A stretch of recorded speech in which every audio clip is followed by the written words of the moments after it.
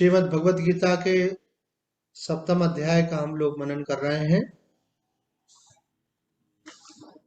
जिसमें हमने कल देखा था कि भगवान ने विस्तार से बतलाया और महात्माओं ने व्याख्या की कि परमात्मा का सर्वत्र दर्शन करने के लिए क्या योग्यता चाहिए और किन महात्माओं को परमात्मा का सर्वत्र दर्शन हो पाता है। ऐसे जो दुर्लभ महात्मा है उनका नाम भी यहाँ पे लिखा, जैसे सुखदेव आदि महात्मा है। तो प्रश्न उत्पन्न होता है कि क्या यह अनुभूति केवल कुछ सीमित लोगों को ही हो सकती है अथवा हमको भी हो सकती है। तो शास्त्र कहता है कि जो अनुभव किसी एक को हो सकता है वो बाकी सबको भी हो सकता है, लेकिन उसमें बाधा केवल एक ही है कि हमारे मन में कोई न कोई संसार की कामना रहती है, वो हमको परमात्मा के आनंद से, शांति से, प्रेम से विमुख करती है। जैसे अभी ध्यान लग रहा था तो आज तो इतना बढ़िया लग रहा था कि सत्संग मत करो, ध्यान में बैठे रहो। तो कभी कभी ऐसा लगता है कि सत्संग भी बाधा है जब ध्यान लग जाता है। तो इसलिए हम ध्यान के अंत में बोलते हैं अगर आप चाहें तो। अगर आपका मन आंख खोलने का नहीं है और आप ध्यान में लीन है तो रहिए, कोई बात नहीं, आंख बंद करके भी सत्संग सुन सकते हैं। दूसरा, आज हमको ये भी विचार आया कि आप लोग व्हाट्सएप पे मैसेज करेंगे तो कंफर्म होगा हमको कि ध्यान 20 मिनट जो है वो सिखाने के लिए है एक्चुअल में, कि आपको स्टेप्स का ज्ञान हो। जो वास्तविक स्टेप है कि सब तरफ से ध्यान हटा के परमात्मा में अपने मन को टिका देना, सर्वव्यापक सच्चिदानंद ब्रह्म में अपने मन को टिका देना, उसमें टिके रहना। फिर आप चाहे अपने गुरु मंत्र का जप करें, चाहे सोहम का जप करें, चाहे प्रणव का जप करें और उसमें स्थित रहें। तो ग्रुप में बैठने से ध्यान का अलग प्रभाव होता है। भले आप घर पे बैठे हैं, पर हम सब कनेक्टेड हैं एक प्रकार से। मनुष्य कनेक्ट मन से ही होता है, शरीर से नहीं होता है। तो अगर आपकी रुचि हो तो हम 10 मिनट का ध्यान और एक्सटेंड कर सकते हैं। 8 से 8:20 की जगह 8:30 तक कर सकते हैं, अथवा 8 के 10 मिनट पहले आरंभ कर सकते हैं। तो कम से कम हमको अगर 5-6 लोगों का अगर मैसेज आया तो कल से रूटीन में चेंज करके 20 मिनट की जगह आधे घंटे का ध्यान करेंगे। एक तो ये बात। अब दूसरे जो प्रसंग चल रहा है कि कामनाओं के कारण जो है ज्ञान ढक जाता है, और जो है कामनाएं जो है हमारी प्रकृति में होती है, स्वभाव में होती है, संस्कारों में होती है। हम संसार में सबको देखते हैं कि वो ये पाना चाह रहा है, वो पाना चाह रहा है, तो हमको लगता है हमें भी कुछ करना चाहिए। और यहाँ तक कि जो माता पिता सत्संग से जुड़े हुए नहीं होते हैं, वो माता पिता ही अपने बच्चों में इस प्रकार के अज्ञान के बीज डालते हैं जन्म से ही, कि तुमको ये बनना है, ये पाना है, वो होना है। तो उनको लगता है कि जब तक हम इनमें महत्वाकांक्षा नहीं डालेंगे तो ये तो तमोगुणी हो जाएंगे, है ना। और ये तो निरर्थक कर्मों में लगे रहेंगे, व्यर्थ कर्मों में। तो इनको दिशा देने के लिए, मोटिवेट करने के लिए हमको ऐसा, तो ये गलती हो जाती है। हमारे शास्त्र बोलते हैं कि आप उनको राजसिक कामनाओं में मत प्रेरित करो। अगर आपको प्रेरित करना है तो कर्तव्य कर्म में प्रेरित करो, कि तुम्हारा ये कर्तव्य है, बीइंग ए स्टूडेंट तुमको मन लगा के पढ़ना चाहिए। तुम्हारा कर्तव्य है अपने बड़ों का सम्मान करना। इसलिए नहीं कि आशीर्वाद मिलेगा तो तुमको ये फायदा मिलेगा, है ना। ये तो नंबर 2 की बात होती है। भय और प्रलोभन उनको दिया जाता है जिनका विवेक जग नहीं पाता है। आजकल के बच्चे तो वैसे ही समझदार हैं, बुद्धिमान हैं, उनको जल्दी बात समझ में आती है। तो उनको विवेक प्रखर करने की कोशिश करना चाहिए, बजाय उन्हें भय और प्रलोभन दिखाने। तो उनको महत्वाकांक्षा नहीं देना चाहिए कि तुमको ये बन के बताओ, वो बन के बताओ। उनके अंदर ईर्ष्या पैदा नहीं करना चाहिए। देखो तुम्हारी वो बहन, वो तुम्हारा भाई, वो तुम्हारा मित्र, देखो कितना आगे बढ़ गया, वो कितना होशियार है, तुमको भी वैसा बनना चाहिए। तो अक्सर माता पिता इस प्रकार से बच्चों के मन में कामना के बीज डाल देते हैं। हमें एक व्यक्ति ने बोला कि मेरे पिता ने मुझे बोला कि देखो बेटा, अगर पैसा है तो बहुत इज्जत है संसार में, पैसा है तो सब सुख है, पैसा है तो सुविधा है। तो मैं अल्पायु में ही था उस समय, 12-14 साल का। वो पिताजी बार बार ये बातें करते थे। तो मुझे एक बात समझ में आ गई कि पैसा है तो सब कुछ है और पैसा नहीं है तो कुछ भी नहीं है। तो स्वामी जी, हम पूरी ताकत से पैसा कमाने में लग गए। हमारा ध्यान पढ़ाई में भी नहीं था, हम बिजनेस में लग गए। तो आज भगवान ने इतना पैसा दे दिया कि मेरे बच्चों के बच्चे भी जो हैं, वो मेरे पास जो धन है उसका ब्याज भी नहीं खा सकते, इतना धन है।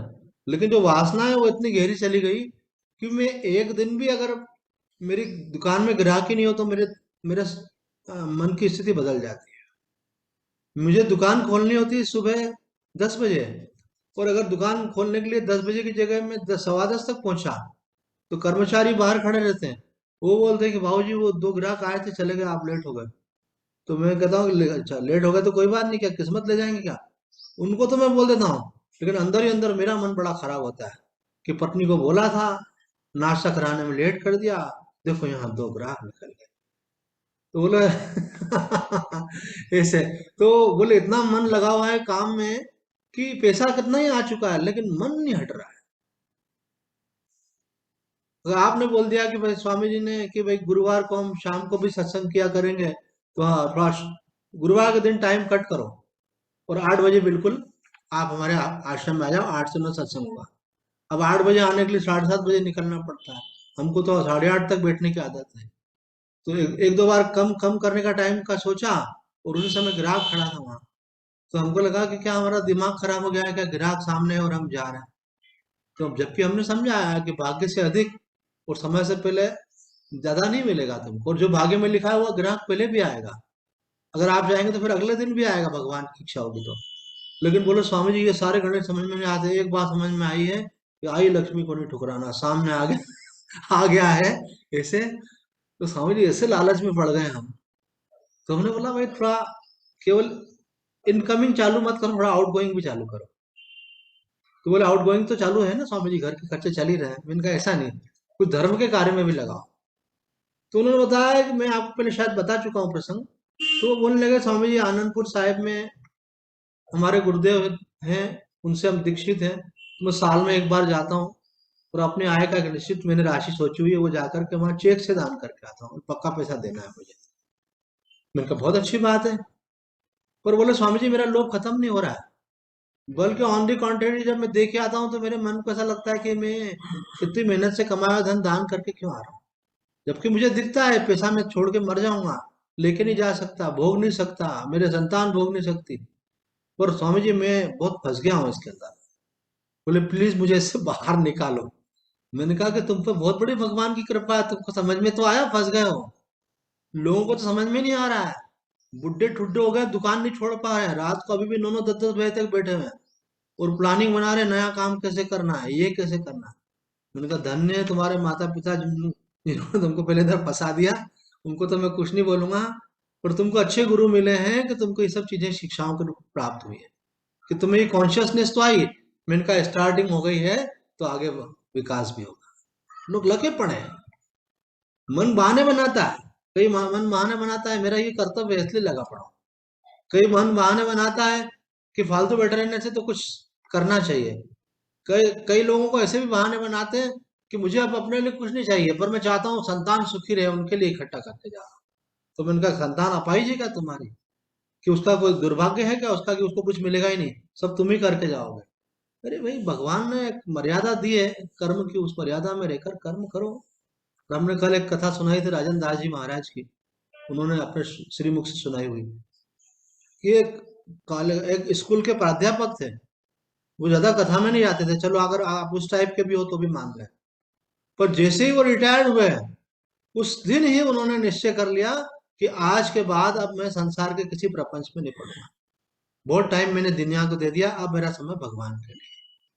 है ना? ये संसार का जो काम है इसको बोलते हैं कर्तव्य है, ये शरीर के नाते है, और जो जीवात्मा के नाते है वो है परम कर्तव्य। आपका कर्तव्य का पालन तो आपने किया, परम कर्तव्य का क्या होगा? आप अपने को शरीर तक सीमित करके बैठ गए। इसके अंदर जो जीवात्मा है, जो अनेक जन्मों का कष्ट भोगते हुए इस मनुष्य देह में आई है, तो भगवान ने अवसर दिया है। अभी एक बिल्ली आकर के दूध मांगती है, मानो उहाँ उहाँ करती रहती है, तो अपन 2 बार दे देते, फिर देखते हैं गंदगी कर रही है, भगा देते हैं। वो बेचारी रोगी, मेरे को कोई दूध पिलाने वाला नहीं, कितना कष्ट, हर योनि में कष्ट है। तो आप चाहो तो ऊपर बैठ सकते हैं। तो कितने प्रकार के कष्ट जीव भोगता है, लेकिन एक अवसर मिला उन कष्टों से मुक्त होने का, और वो फिर उसी कामों में लग गया जो पशु पक्षी करते रहे। भोग भोगने में, आराम करने में, ये अरे भाई ये अवसर मिला है जागने का, एक सेकंड भी वेस्ट नहीं होने देना है हमको। हमको अधिक से अधिक परमात्मा की तरफ बढ़ना है। तो क्या स्वामी जी हम सब संन्यास ले लें? अगर ले लो तो बहुत अच्छी बात है। पर ऐसा हर कोई कर नहीं सकेगा, क्योंकि सबका प्रारब्ध है अपना अपना। तो आप जो कर रहे हो उसके अंदर आध्यात्मिक दिशा देखो। आप अपना कर्तव्य करो, लेकिन इस भाव से करो कि भगवान ने मुझे ये सेवा दी है। कन्या के रूप में जगदम्बा आई है, बालक के रूप में कन्हैया आया है, ये सेवा मुझे इनकी करना है, भगवान ने सेवा दी है। आप कोई अपना कोई नौकरी धंधा करते हैं, आप कीजिए, लेकिन ये मत सोचिए कि मुझे इससे धनोपार्जन करना है, मेरा ये कर्तव्य है, मैं कर रहा हूँ। पर कर्तव्य की कोई लिमिट होती है यार। लोभ की लिमिट नहीं होती है, मोह की लिमिट नहीं होती है। तो हमारे यहाँ लिमिट कही है 6 to 8 आवर्स, है ना? तो 6 से 8 घंटे काम कर रहे हो तो आपको समझ में आता है मर्यादा में। तो अगर आप मैक्सिमम 8 घंटे करते हो, मैक्सिमम बोल रहा हूँ क्योंकि 6 का कहा गया है, और कुछ मानो 8 तक का कहा है, तो 8 घंटे करते हो तो बाकी 16 घंटे आपके पास बचते हैं। अभी तो हालत ये लोगों के 12 12 घंटे काम कर, और आपकी डिजायर थी कि मल्टीनेशनल कंपनियां भी आ गई और आपके बच्चे भी मल्टीनेशनल में चले गए। वो तो पूरा कस के काम निकालते हैं आजकल, ऐसे तो लगे पड़े हैं आदमी। इसका मतलब है कि जीवन में धन कमाना और भोग भोगना, इसके अलावा कोई दूसरा उद्देश्य ही नहीं है। और धन आएगा तो अभिमान तो लेकर आएगा ही। अगर आपको ब्रह्म ज्ञान नहीं हुआ है, आप भगवान के भक्त नहीं है, तो ऐसा हो नहीं सकता। ऐसा शास्त्र बोलता है कि भरत जी जैसे थोड़ी हम लोग, है ना? सत्ता पाने पर, धन पाने पर अभिमान सूक्ष्म में होता है। आप सोचोगे हम पैसे से सब काम करा लें। अरे भाई आपको अगर सेवा भी करनी होती है ना लोगों को, तो वो भी नौकरों से करा लेते हैं सेवा। सेवा उसको बोलते हैं कि अपने हाथ से बना करके आप खिलाओ। अगर आपको दान भी करना है, मानो गरीबों को भोजन कराना है, आपका जन्मदिन है, कुछ है, अपने हाथ से बनाओ, अपना हाथ लगना चाहिए आपका सेवा में। और फिर आपने पूड़ी बनाई, छोले बनाए, और आपने देखा कि यहाँ मंदिर के बाहर गरीब लोग बैठ रहे थे, अपने हाथ से बांट के बनाओ अपने हाथ से। आप सोचते हो आपने पैसा कमा लिया बस सब कुछ। ये भी एक सूक्ष्म रूप में अभिमान रहता है। देखो मैं बताऊं, पैसा पैसे का दान भी हर कोई नहीं कर सकता, लेकिन उससे बढ़कर के कि शरीर की सेवा, वो उससे आगे की कहलाती है। तो जिसका मन लगा हुआ है वो तन भी लगाएगा, उसके बाद फिर उसके पीछे धन भी लगाएगा। लेकिन अगर कोई बोले हमने धन दे दिया और सब काम होते रहे, हम तो अपने धन कमाने में लगे रहे, तो इसका मतलब है कि आपका इंपॉर्टेंस ज्यादा उधर चला गया। अब मन उसमें एक्सक्यूज ढूंढ लेता है ना, उसमें भी तर्क ढूंढ लेता है।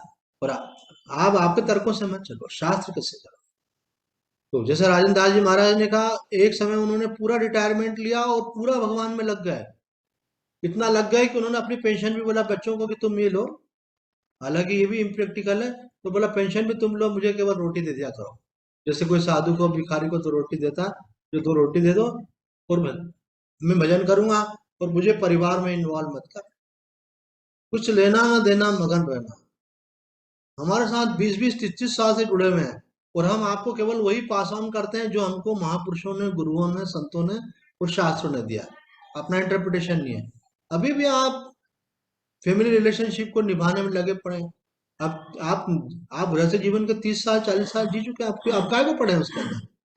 अब तो ऊर्जा परमात्मा में लगाना चाहिए आपको। अभी उनके यहाँ ये है, अभी उनके यहाँ वो है, अभी मतलब परिवारों में, संसारों में तो चलता रहेगा। अगर आपके 10 रिलेटिव हैं, तो उन 10 रिलेटिव के भी 10 रिलेटिव होंगे, एक में से एक ब्रांच है। एक डायरेक्ट रिलेशन है, एक रिलेशन के रिलेशन है। अभी तो रिलेशन के रिलेशन भी नहीं छोड़ पा रहे हैं, आप बताओ रिलेशन को कैसे छोड़ोगे आप? है ना? कोई बहन बोलने लगी कि मेरे को किसी की डेथ में जाना है, तो मैंने कहा, किसकी डेथ? तो बोला हमारे बहन की, जेठानी की। अरे मैंने बोला अभी अपने अपने वालों में चल, मैंने कहा आपकी जेठानी हो, आपकी बहन हो, उसमें जाओ तो ठीक है। अब बहन की जेठानी, वो भी फिर मंदिर छोड़ के, भजन छोड़ के, उनको बात समझ में आई। बोला हाँ स्वामी, ये सेकंड रिलेशन। अभी पहले सेकंड रिलेशन तो कट करना सीखो आप। समाज में कितना बड़ा रखा है आपने। हमारे पूज्य स्वामी कृष्णानंद जी की, महाराज की 10 प्रमुख शिक्षाओं में से एक शिक्षा है। हमने तो ऐसा किया है, आप भी करके देखो ऐसा। जिन महात्माओं से आप प्रभावित हो, जिनके प्रति पूज्यता का भाव है, तो बोले महाराज जी की टीचिंग अपन इतने सालों से सुन रहे हैं, महाराज जी की 10 शिक्षाएं, प्रमुख शिक्षाएं क्या है, जिन पे घूम फिर करके वो आ जाते हैं। और होता इतना ही है, अलग अलग एंगल से समझाया जाता है, लेकिन शिक्षाएं प्रमुख लिमिटेड ही होती है। तो हमने पूज्य स्वामी कृष्णानंद जी का, हमको खूब आशीर्वाद और प्रेम प्राप्त हुआ, मार्गदर्शन मिला। तो हमने स्वामी जी के, अभी आप भी करके देखो। होमवर्क तो करते ही नहीं हो, कोई भी काम बोलो। अभी बोला था कि आप क्या साधना करते हो, अपना टाइम टेबल भेजो, कितनों ने भेजा? तो मालूम तो पड़ा कि कौन कहाँ कितना कर रहा है, क्या गलती हो रही है। कुछ लोगों ने भेजा, हमारी साक्षी ने तो सबसे पहले भेजा। ऐसे सिंसियर है ना, वो जानती है।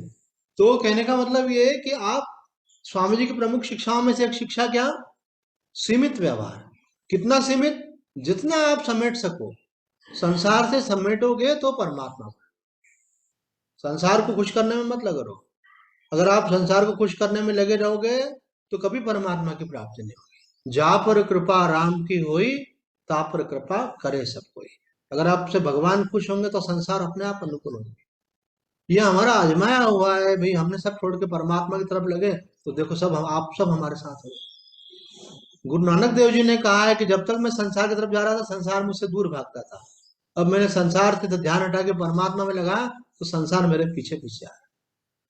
आप चिंता मत करो, परमात्मा की तरफ जाने से आप कोई अभावग्रस्त नहीं हो जाएंगे कि आपका सम्मान घट जाएगा, कि आपकी सेवाएं घट जाएंगे, आपके प्रेम घट जाएगा। उसकी चिंता आप बिल्कुल मत करो। वो सर्वशक्तिमान है, इसके बारे में सोचना भी नहीं है आपको। अगर उसके पीछे लगोगे तो बल्कि कई गुना मल्टीप्लाई होकर के लौट करके आता है। अब आपने भगवान का आश्रय ले लिया, अभी तक तो आपने अहंकार का, वासना का, है ना, आश्रय लिया था कि मैं चाहूंगा तो कमाऊंगा, मैं चाहूंगा तो भोगूंगा, चाहूंगा तो अनुकूलता का विस्तार करूंगा। तो आपके चाहने की बात ही नहीं, आपने बोला भगवान चाहेंगे तो। और आप अपना कर्तव्य कर रहे हो और लिमिट में करो उसका अनलिमिटेड मत करो। हर चीज की सीमा रखो। कोई गुरु ही नहीं है आजकल, हर व्यक्ति का मन ही गुरु है। और एक एक गुरु सबके पास है, उनकी पत्नी जो बोले वो कहना मानते हो, है ना। अथवा है ना, हमारे उसमें भागवत में आता है, साले सलाहकार है, भाइयों से नहीं पूछेंगे, पिता से नहीं पूछेंगे। अपने साले जो बोलेंगे तो उनके पत्नी से प्रिय था तो सालों से पूछेंगे। भाई आपका गुरु जो है आपकी पत्नी नहीं है। जहां मोह होता है आदमी उसकी बात मानने लगता है। मोह में मत आओ, आप विवेक को जगाओ। आपका मार्गदर्शक कोई हो सकता है जो खुद उन चीजों से उठा हुआ है।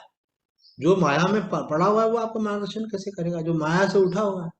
तो ऐसा कोई वैरागी हो, त्यागी हो, चाहे वो गृहस्थ में हो चाहे संन्यास में, उससे कोई फर्क नहीं पड़ता। मन की स्थिति की बात है। जिसने आध्यात्मिक स्थिति अर्जित की है ऐसे किसी को पकड़ो, उनका संग करो, और अपनी सलाह भी लेनी है तो उनसे लीजिए कि अब मैं इतना कर रहा हूँ, आगे क्या करना चाहिए। ऐसे मैं सोचता हूँ मार्गदर्शन की अपेक्षा इतनी अधिक होती है कि प्रतिदिन आदमी के मन में प्रश्न आते हैं। हर परिस्थिति में मन में प्रश्न आते हैं। तो उनका सही दिशा नहीं मिलेगी तो आदमी कौन सी राजमार्ग से हट के कौन सी गली में चला जाएगा उसको ही नहीं मालूम। इसलिए आपने गुरु जी से दीक्षा ले ली तो दीक्षा इज नॉट इम्पोर्टेंट, शिक्षा इज मोर इम्पोर्टेंट। जैसे अभी आपसे पूछे कि कन्हैया की दो मैया थी, एक यशोदा और देवकी, तो ज्यादा इंपॉर्टेंट कौन सी कहलाएगी? यशोदा मैया। क्यों? उन्होंने पाला। तो दीक्षा ले ली, मंत्र ले लिया, उसके बाद आप जीवन क्या जी रहे हैं, साधन क्या कर रहे हैं, साधन क्यों कर रहे हैं, साधन की विधि क्या है, उसके अलावा जो आपको उन्होंने जीवन जीने के लिए बताया था उसमें कितना आप सही जी रहे हैं कि उसमें से आपने अपने, है ना, उसमें एडिशन और अल्ट्रेशन करता है आदमी परिस्थिति के अनुसार। तो वो करना चाहिए कि नहीं करना चाहिए, और कितना करना चाहिए, कैसा करना चाहिए, तो कितने मार्गदर्शन की अपेक्षा। मैंने तो देखा कि बुद्धि के जो दिमाग के नसें ना वो सब ब्लॉक हो गई हैं लोगों के। आध्यात्मिक प्रश्न ही नहीं उत्पन्न होते हैं। धन कैसे कमाना है, भोग कैसे भोगना है, संसार का मजा कैसे लेना है, संबंधों के अंदर कैसे सुख लेना है, इसमें मन लगा। हमारा कल्याण हो इस तरफ ध्यान ही नहीं जा रहा। कभी कभी तो हमको लगता है कि हमारा साधक सामने हो तो हम तो उसको एक थप्पड़ मारे, तो उसकी खोपड़ी हिल जाए, उसका रजोगुण भाग जाए और सत्गुण जाग जाए। ये भी शक्तिपात है। पर थप्पड़ हर कोई खा नहीं पाएगा, सत्संग में आना बंद कर देगा। पर हमको विश्वास है जिस भाव से हम उसको करेंगे वैसे ही होगा। तो कहने का अभिप्राय है कि थोड़ी डांट खाओ। अभी डांट खा रहे हो ना, थोड़ी सी घबराओ मत, खाओ, डांट खाओ थोड़ा। और अगर ताकत हो तो कभी मार भी खा लो। ऐसे सिद्ध संतों की तो मार भी बड़ी काम करती है। और आप जागो, नहीं तो जिंदगी निकल जाएगी, मालूम ही नहीं पड़ेगा। मतलब देखते देखते मालूम ही नहीं पड़ता है कि कब, है ना, बाल गोपाल थे और कब भैया हो गए, और कब अंकल हो गए, और कब दादाजी बन गए। जिंदगी निकलने में देर नहीं लगती है, आप सोचते ही रह जाओगे जिंदगी खसक जाएगी। हर क्षण जिंदगी खसक रही है आप में से। कल हमने सत्संग ग्रुप में आप सब लोग जुड़े हुए हैं, उसमें भाई हनुमान प्रसाद पोद्दार जी का कोटेशन डाला। उन्होंने यही बात कही है, समय बहुत तेजी से निकल रहा है, फिर पछताने से कुछ नहीं होगा, समय रहते लाभ है। अभी आपके शरीर में रोग नहीं लगा है, लाभ ले लो। शरीर में सामर्थ्य है, लाभ ले लो। परिस्थितियां आपके अनुकूल है, लाभ ले लो। कल पता नहीं कहाँ किस जगह आपको प्रारब्ध उलझा दे, उसके पहले आप काम बना लो। फिर नहीं तो फिर पछताए क्या होते हैं, जब चिड़िया चुग गई खेत। तो यहाँ पे कह रहे हैं कि आप भी जो बड़े बड़े सिद्ध महापुरुष हुए हैं वैसी स्थिति को प्राप्त कर सकते हो, उसमें कहीं बाधा नहीं है। बाधा आपका मन क्रिएट कर रहा है, जो जन्मांतरों से भोग में लगा हुआ है, फिर वापस नए भोगों की तैयारी कर, फिर छोड़ता है ये हो जाए। एक किसी के हम जाते थे, तो उन्होंने कलर कराने लगे, तो सलाहकार तो अपने आप बहुत होते हैं, बिना पूछे ही कोई चार्ज नहीं लगता सलाह देना। बोले ये क्या करा रहे हो, वो कराओ। बोले टेक्सचर कलर कराओ, ये कराओ। और वो बेचारे पति पत्नी उम्र 50+ वाले लगे हुए हैं, और नया नया उनको सजेशन मिल रहा है, उनको लग रहा है हमारा बेटा विदेश से पैसे भेज ही रहा, तो वो चमकाने में लगे हुए हैं। वो जो उनके यहाँ पेंटर घुसा तो 2 साल तक नहीं निकला, इतना काम उसने निकाल लिया उसके अंदर से। और वो बोले कि पता नहीं कब काम खत्म होगा, आप आधे काम में कैसे छोड़े, और मकान चमकते चमकते बेचारे दोनों ढीले पड़ गए ऐसे। तो आप मकान चमका रहे हो, लेकिन जिस जो शरीर भोगने वाला है, उसी को आपने बिगाड़ के रख दिया उसके चक्कर, मन की शांति को आपने खो दिया। लोग समय से भोजन नहीं कर पा रहे, लोग समय से सो नहीं पा रहे हैं, एक व्यवस्थित दिनचर्या नहीं जी पा रहे हैं। हमारे एक जीवन का जो लक्ष्य होना चाहिए, उसके अनुसार आपको उठ करके, है ना, अपने शरीर के स्वास्थ्य के लिए समय देना चाहिए, आपको ध्यान करना चाहिए, उसके बाद आपको पूजा पाठ करना चाहिए, उसके बाद आपका ये भी कर्तव्य होता है कि समाज में भी आपका कर्तव्य है, केवल अपने स्वार्थ के लिए नहीं जीना। आपको जो भी सगे संबंधी हैं, अथवा परिचित हैं, अथवा मित्र हैं, अथवा जिनसे कोई डायरेक्ट रिलेशन नहीं भी है, लेकिन आपको लगता है कि वो संकट में है और हम उनको कोई थोड़ा समय दे सकते, बोले हमारे पास टाइम नहीं, आज को लेके ये बहुत चला है ना, जिसको बोलो टाइम टाइम नहीं है।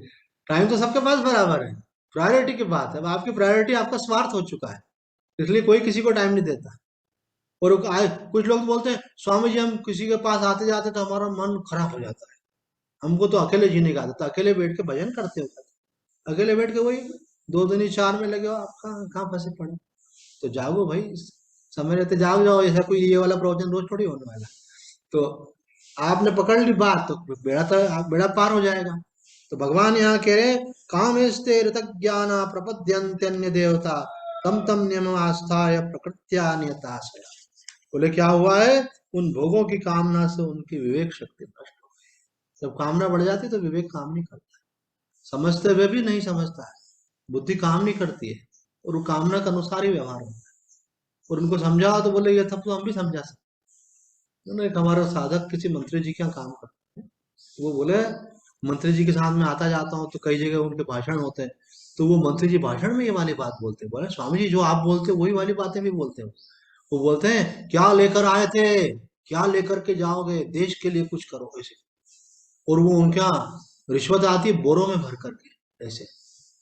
और जो वासना उनकी है उनसे ज्यादा बढ़ करके उनके बहुओं बहुओं और बेटुओं की है।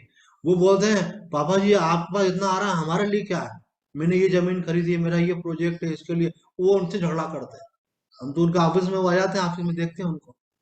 तो मैंने अच्छी अच्छी बातें तो दीवार पे भी लिखी होती हैं, अच्छी बातें लिखी रहने से, आप बोलने से अच्छा नहीं होता, आदमी जीना पड़ता है, जीने के लिए ऊर्जा लगानी पड़ती है। मन विरोध करता है, पूर्व वासनाओं का कारण मन विरोध करता है, मन छोड़ना नहीं चाहता उन चीजों को। तो आप किसी गुरु का आश्रय लें, भगवान का आश्रय लें, और दृढ़ता से विवेक को परिपक्व करें। नहीं तो यहाँ भगवान क्या कह रहे हैं, कामनाओं से जिनकी विवेक शक्ति नष्ट हो गई है, वे सकाम पुरुष तत्त नियमों में आस्था रखकर अपने स्वभाव से प्रेरित हो अन्य अन्य देवताओं की उपासना करें। यहाँ देवताओं के भी बहुत सारे अर्थ किए गए, देवता का मतलब ये नहीं है कि इंद्रादि देवता की उपासना ही ये है। क्या अर्थ है देखो आगे आपको देखने को मिलेंगे। तो आइए आगे बढ़ते हैं। उड़िया बाबा जी कहते हैं जिनकी शक्ति विवेक शक्ति का हास होने का मतलब क्या है, ढक जाने का मतलब, तो जो विवेक शक्ति अर्थात सत असत का पार्थक्य करने वाली बुद्धि का सामर्थ्य नष्ट होना। अरे भाई ये जड़ है, ये असत है, ये नष्ट होने वाला है, ये साथ चलने वाला नहीं है। कभी कभी विचार भी आता है कि लोग इतना इकट्ठा करते हैं, खुद को समझ में ही नहीं आता है कि इसका हम भोग ही नहीं कर पाए, क्यों इकट्ठा कर रहे हैं। और जिस पाप को करके कर रहे हैं वो पाप तो साथ चलेगा ही, धन भले नहीं चलेगा लेकिन पाप तो चलेगा।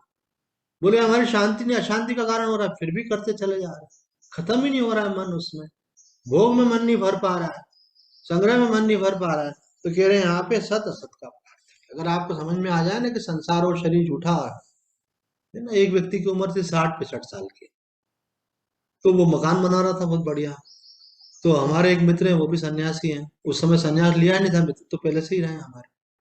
तो उनके घर के बाहर से निकले, उनके परिचित थे, मेरे परिचित वो नहीं थे। तो उन्होंने देखा, अरे भाई आइए आइए, महात्मा जी भी साथ है, मतलब मैं साथ था, तो बोले महात्मा जी भी साथ है, चरण पड़े हैं आपके, अच्छा लगेगा, अंदर ले गए। और वो मकान की प्रशंसा में ही बोलते रहे पूरे समय। देखो मैंने यहाँ पे ये लगाया, वहां पे ये लगाया, ये ऐसी चीज लगाई है, ऐसी चीज लगाई है, ये। तो हमारे मित्र बाहर आने के बाद बोले, अंदर जो भी बोले, बाहर आने के बाद बोले, पेड़ तो कब्र में लटक रहे हैं, और बताओ मन लगा रखा मकान में। अभी 4 दिन बाद तो यहाँ से इनकी अर्थी उठ जाएगी। समझ में नहीं आ रहा है इनको। क्या बोले स्वामी जी? मैंने बोला कुछ मत बोलो, ये अपने को ही समझने के लिए है। नहीं, ये जो महात्मा बोलते हैं ना तो ऐसा थोड़ी है कि लोग सुधर जाते हैं। पर उससे क्या है, महात्मा में थोड़ा थोड़ा सुधार होता रहता है, उनका विवेक जगा रहता है, वो तो इसलिए बोलते हैं। अब कोई बिरला होता है, वो भी उसमें जग जाता है।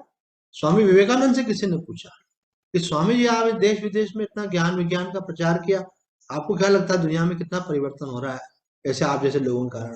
तो उन्होंने बोला कि एक आपने सुना होगा, एक कुत्ते की पूंछ होती है, तो बोले उसको अगर किसी बोंगली में डाल दो ना तो सीधी हो जाती है, लेकिन अगर उसको 12 साल बाद निकालो तो वो पूंछ वापस टेढ़ी हो जाती है। बोले दुनिया ऐसी है।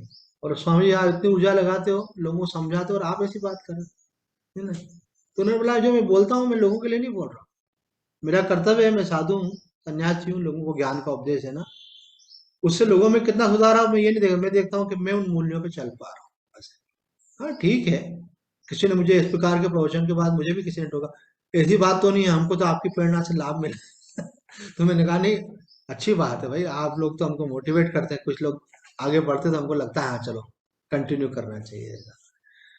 लेकिन कम लोग होते हैं, ज्यादा लोग तो ऐसा सुन रहे हैं, इधर से सुन के उधर से निकाल देते हैं।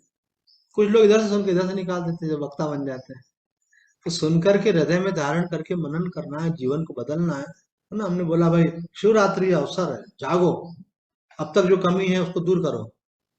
कितने ने निश्चय किया कि ये कमी छोड़ना है, कितनों ने निश्चय किया कि हमको आज से कुछ नियम बढ़ाना है, कुछ साधन बढ़ाना है, कुछ अपने धर्मों के नियमों को जिनका हम पालन अब तक कमजोरी से कर रहे थे, दृढ़ता से करना। ये बात तो रोजाना सोचने लायक है। हर दिन हमको भगवान ने एक नया जीवन दिया है। कोई दिन ऐसा होगा रात को सोए उठे नहीं, तो अवसर दिया है तो उसका लाभ लेना है। पर हम लगे हैं संसार में, व्यवहार में, संसार को खुश करने में लगे हैं।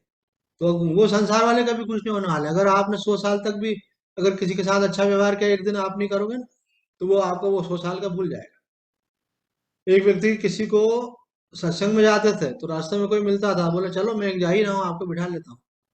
तो बोले सालों तक बिठा करके ले गए। अब बाद में कुछ ऐसी परिस्थिति बनी, उनको वो साथ नहीं ले जा सकते थे, कोई कारण उन्होंने बताया, अपन वो नहीं बोले। तो बोले वो इस बात से नाराज हो गए कि आपका क्या खर्च हो रहा है, आप तो जा ही रहे हो, हमको ले ले आते थे। तो उन्होंने हमसे बात करना ही बंद कर दिया, केवल इसलिए कि सालों तक उनको हम ले जाते थे और एक दिन उनको नहीं ले गए। इसलिए वो तो सत्संगी आदमी थे, साधारण संसारी आदमी की क्या गति होगी बताओ? इसलिए आप कीजिए, लेकिन अंतःकरण की शुद्धि के लिए सेवा भाव से कीजिए। और आप जो ये संसार के व्यवहार निभाने में लगे ना, इसीलिए आप परमार्थ से विमुख है ना? कोई मुझे बोले कि हमको स्वामी जी आप 2 में से 1 सर्टिफिकेट तो दो कम से कम, है ना, कि हम साधक हैं कि नहीं है ऐसा। तो साधक हो कि नहीं हो, इसकी पहचान यही है कि जब आप संसार की परवाह किए बिना परमार्थ में लग जाते हैं, तो वो आप साधक। तो आपको लगता है इसको क्या लगेगा, उसको क्या लगेगा, ये क्या सोचेगा, वो क्या सोचेगा, इसको बोलते हैं देश से कॉन्शियसनेस। दुनिया क्या सोच रही है, और मालूम पड़ा दुनिया कुछ सोच ही नहीं रही है आपके बारे में, आप ही सोच रहे थे बैठकर और फालतू ही आपने। और कई बार आपने सोचते हैं उसको क्या लगेगा इसलिए कर रहे हैं, और वो बेचारा सोचता है कि ये आ रहे हैं तो चलो आने दो भाई, मना क्या करें, और आपका टाइम वेस्ट हो रहा है। संसार से अपने मन को निकालो, जब तक आप वहां से हटाओगे नहीं, समय मिलेगा कहाँ से? आप अपना जो कर्तव्य है उसको भी सीमित करो, 8 घंटे की सीमा है मैक्सिमम। और उसके अलावा जो संसार के व्यवहार हैं उनको भी सीमित करो, नहीं तो आपको देखोगे ना तो टाइम से सो पाओगे आप। जब टाइम से सोगे नहीं तो आपको भजन कहाँ से होगा, है ना? सुबह उठोगे भजन करोगे तभी, जब टाइम से सोगे। अभी हालत ही हो गई लोगों की कि अगर सुबह 7 बजे वो फोन लगा दे किसी को तो आदमी हड़बड़ा जाता है, और इतनी जल्दी फोन को लगा दिया, कोई सब कुछ ठीक तो चल रहा है, और रात को 10 बजे फोन लगाओ तो बात आराम से हो जाती है ऐसे। उज्जैन में एक सिद्ध महापुरुष का भंडारा हो रहा है, तो महात्मा जी का हमको फोन आया, किसी का नंबर मांगा, तो उस समय 9:45 बज रही थी। तो बोले कि सुबह लगा लूं फिर मैं 8 बजे। मैंने बोला सुबह भले मत लगाना, अभी लगाना। सुबह का मैं नहीं कह सकता 8 बजे बात हो पाएगी। बोले इतनी देर से रात को लगा। मैंने कहा महात्माओं की रात है 10, संसारी लोगों की रात 10 नहीं होती है। वो तो सोते आजकल 12-1 बजे। वो 8-9 बजे तक उठ रहे हैं, 8 बजे उनको फोन लगा दो तो उनको लगता है अरे क्या कोई बहुत जरूरी काम था क्या, सुबह सुबह फोन लगा। जब उनकी सुबह होती है तब तक तो महात्माओं का जब नित्य नियम सब निपट चुका होता है। तो 4 बजे 3 बजे उठने वालों का नित्य नियम हो जाता है। लोग बोलते हैं कि 8 बजे भूख कैसे लग जाती है, नाश्ता कैसे कर लेते हैं आप। तो मैंने कहा 8 बजे इसलिए भूख लग जाती है कि 3 बजे उठते हैं। तो आप उठोगे 7-8 बजे तो आपको तो भूख लगेगी 11 बजे। उठने के 4 घंटे बाद नाश्ता होता है। अब उठोगे आप 7-8 बजे तो भूख आपको 11 बजे लगेगी, फिर नाश्ता करोगे। इसलिए लोगों का खाने का टाइम जो चेंज हो गया है इसलिए हो गया है। लोग 3-3 बजे तक खाना खा रहे हैं। तो कुछ खाने का टाइम है 3 बजे का। भाई नाश्ते का समय हमारे महात्माओं के आश्रमों में होता है सुबह 7 बजे का, क्योंकि 3 बजे उठते हैं। भोजन का समय होता है 11 बजे का। अब 11 को खींच करके ले गए 3 बजे पे। ऐसे क्यों? क्योंकि आपकी गाड़ी 4 घंटे लेट चल रही है। जो भजन करने का समय है उस समय सोते हैं, और जो सोने का समय है उस समय जाग रहे हैं। कोई समझाने वाला नहीं है, जिंदगी लील रही है। सब विद्यार्थियों की भी गति ये हो गई। तो विद्यार्थी जो है रात भर जगते हैं और सुबह सोए रहते हैं। हमारे साथ तो ज्यादा विद्यार्थी जुड़े नहीं, माता पिता जुड़े हैं, और मालूम पड़ता है उनके माध्यम से कि बच्चे सब सोए हुए हैं। ऐसा। जो ब्रह्म मुहूर्त में उठता है उसको एक विशेष आशीर्वाद प्राप्त होता है। वो आशीर्वाद ये प्राप्त होता है, वो कॉमन आशीर्वाद है, वो सबके लिए है कि जो कर रहे हो करते रहो, उसी में आगे बढ़ते रहो। अगर सो रहे हो तो सोते रहो, और भजन करते हो तो भजन करते रहो। ये हमारे माता जी हमको बचपन में सुना देती कि सुबह 3 से 6 में भगवान शिव पार्वती एक दृष्टि डालते हैं संसार पे, और देखते हैं कि जो जो कर रहा है उसको उसका आशीर्वाद देते हैं। आप सो रहे हो ठीक है, तुमको समझ में नहीं आई सोते रहो। और अगर आप भजन कर रहे हो बोले तो हम विद्यार्थी तो हम बोलते हैं पढ़ाई करो, तो भगवान हमको आशीर्वाद दे कि खूब पढ़ो। तो अभी पढ़ाई कर रहे हैं देखो। तो पहले वो कॉलेज की पढ़ाई करते थे, अभी आध्यात्मिक की पढ़ाई करते हैं। तो पढ़ने से विवेक जगता है। स्वाध्याय जो है साधना का एक इम्पोर्टेंट पार्ट है। जैसे सत्संग, जैसे सेवा, जैसे सुमिरन, वैसे स्वाध्याय। हमने बताया था ना, एक गुरु जी के पास हम जाते थे तो हमेशा पूछते थे आजकल क्या चल रहा है। तो हमने भी लिखा था किसी शिवरात्रि पे, तो किसी ने बताया हमको, बोले आजकल हम जो है राधे बाबा की जीवनी पढ़ रहे हैं। मैंने कहा बहुत अच्छे। तो आपका स्वाध्याय अगर नहीं चल रहा है तो भी कुछ कमी चल रही है, सत्संग नहीं चल रहा है तो कमी चल रही है। अगर आप साधना में आपकी जो नियम बना रखा है उसका अगर आप पालन नहीं कर रहे हैं तो कमी चल रही है। अगर आप केवल अपने लिए जी रहे हो, कुछ भी सेवा नहीं कर रहे हैं, तो फिर कमी चल रही है। अपने लिए जिए जिए तो क्या जिए, कुछ तो सेवा करें। ये बात डोंगरे जी महाराज ने कही है। सुबह उठे, रात्रि को सोए। ये जो आपको मिले 16-18 घंटे दिन भर के, इस पूरे 16-18 घंटे में ऐसा कोई काम किया क्या जिससे आपको व्यक्तिगत पर्सनल लाभ नहीं हो, जो आपकी पर्सनल रिस्पॉन्सिबिलिटी नहीं हो, तो फिर भी आपने किया, तो समझ लो कि वो दिन आपका सार्थक गया। तो वो दिन आपका व्यर्थ चला है। सेवा के द्वारा जो पुण्य अर्जित होगा, अंतःकरण की शुद्धि अर्जित होगी, वो इस शरीर के पार तक जाने वाली है। और जो आप यहाँ संसार में अर्जित करोगे वो यहाँ का यहाँ नष्ट हो जाएगा।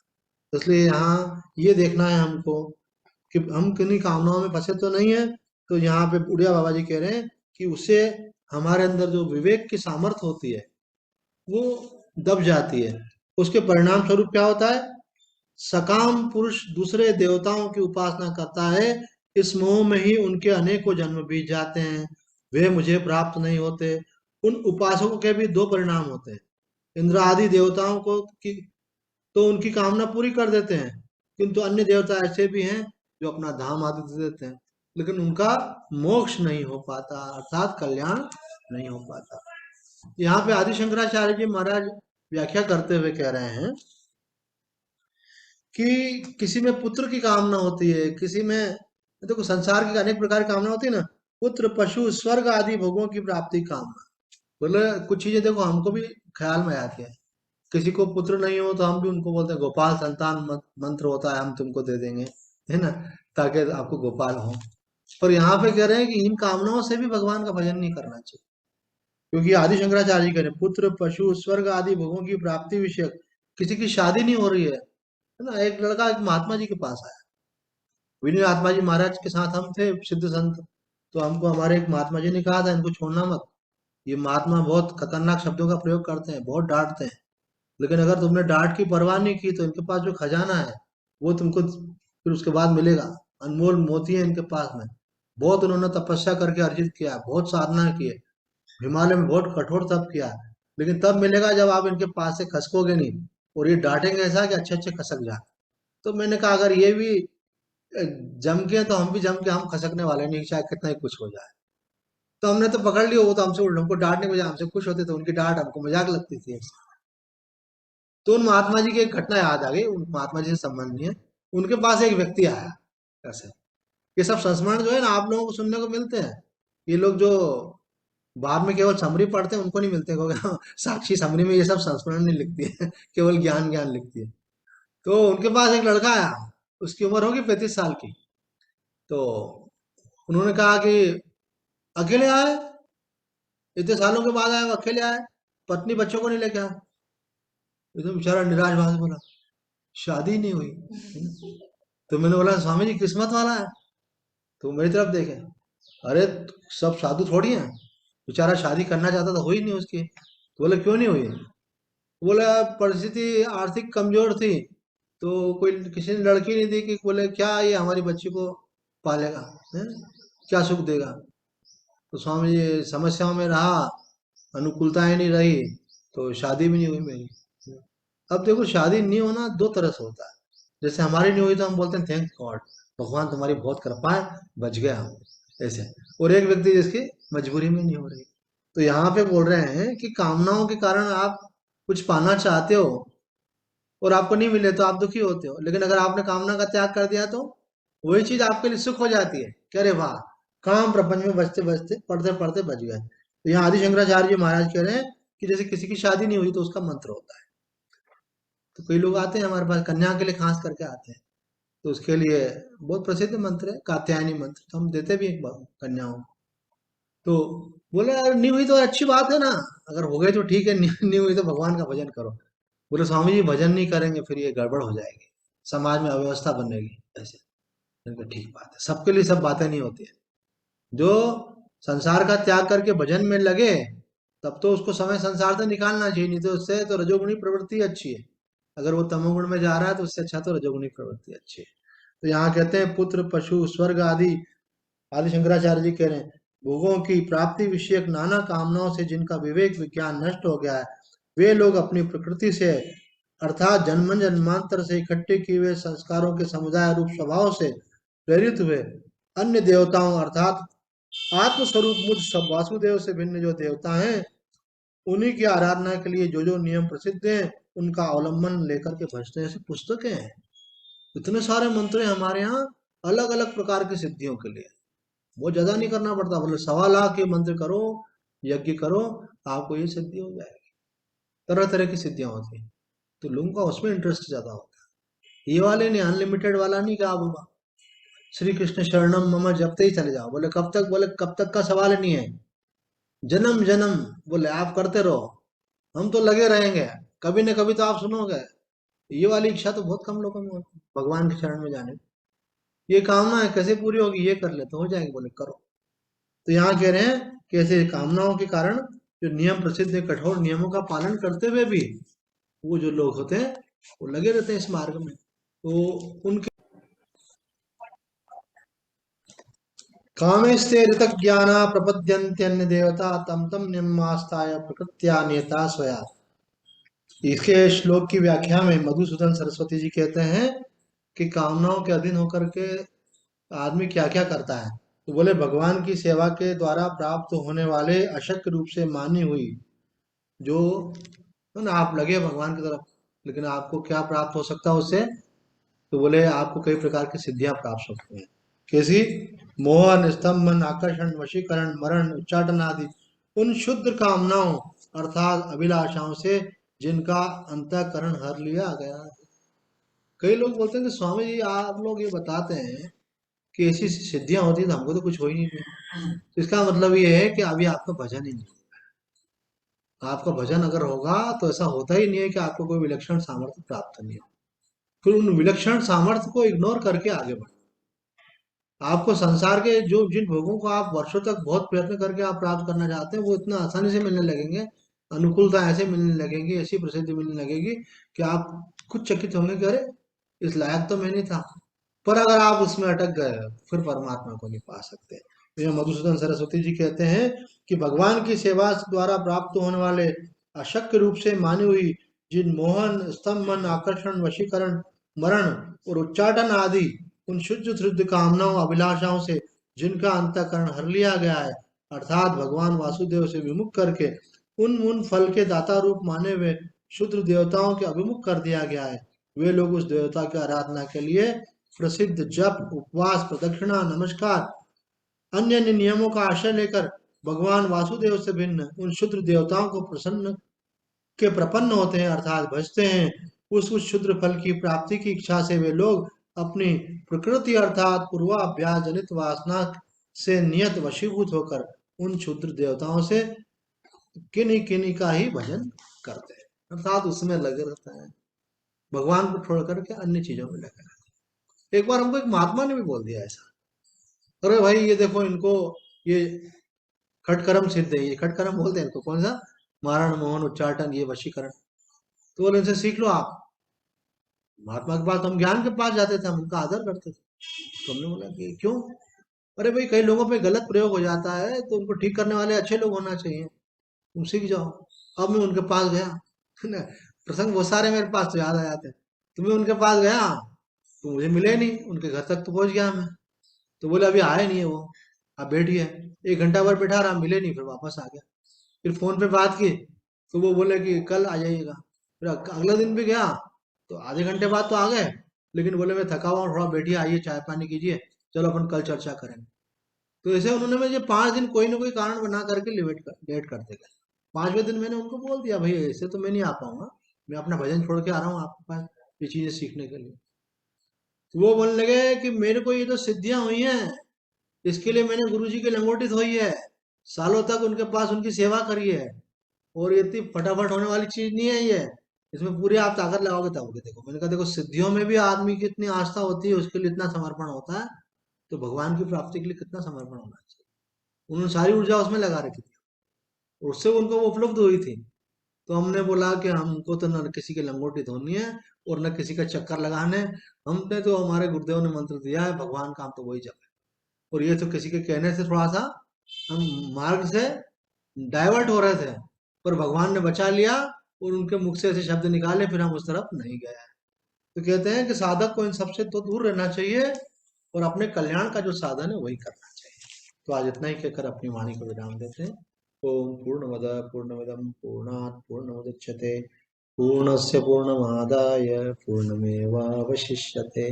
ओम शांति शांति शांति। हरि ओम तत्सत्।